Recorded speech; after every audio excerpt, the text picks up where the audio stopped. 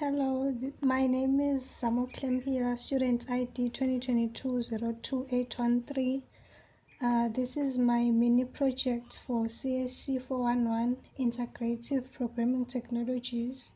I implemented the producer consumer problem using C++ with socket programming and XML. In this demo, I'll show how the producer generates student data, how the consumer processes it, and how the buffer rules are enforced. Here is my project folder. You can see the source files consumer sockets.cpp, producer sockets.cpp, XML helper.h, and the README file. The consumer listens for XML data. The producer generates random student information, and XML helper helps with wrapping and unwrapping XML. Then I'll run the consumer first. Okay, I'll start the consumer first. It listens on port 8080 and waits for incoming XML files. So it's cd then c then stroke users stroke cursor stroke desktop stroke product consumer.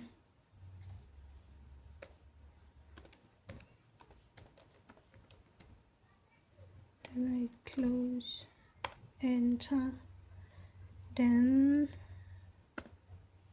stroke consumer socket.ex, then I press enter. So it listens on port 8080 and waits for incoming XML files.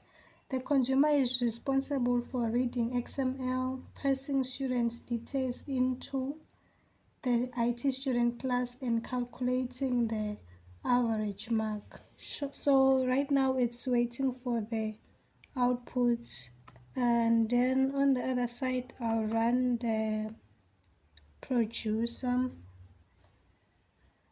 Okay. No, press OK.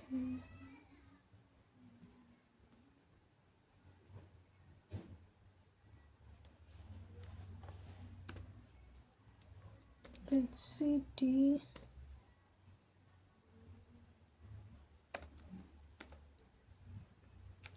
then c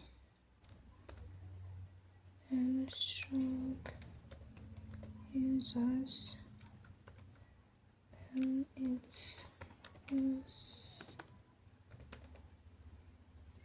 stroke desktop stroke product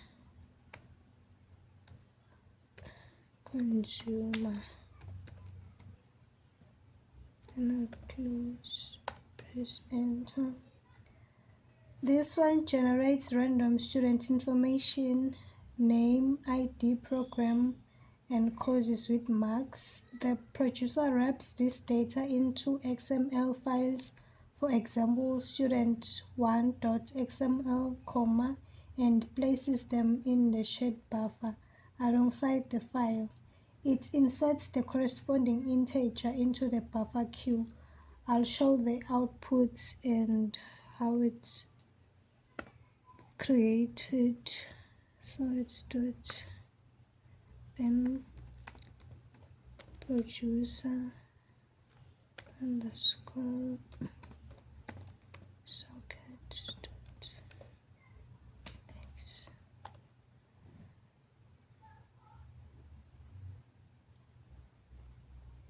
The consumer now reads the XML file, unwraps the student information, and calculates average mark. Calculates average mark, as you can see here. And then here you can see student name, student ID, the program, the courses with marks, the average score, and whether the student has passed or failed. After processing, the consumer clears the XML file and removes the integer from the buffer. So the buffer here has a maximum size of 10 elements.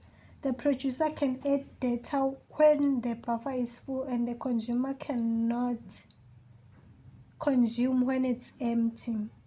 Access is mutually exclusive. Only one process can modify the buffer at a time, and I used semaphores to enforce these rules.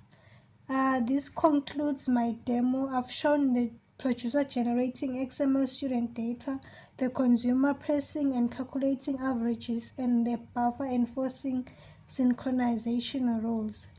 The source code and this demo are available in my GitHub repository for review. Thank you.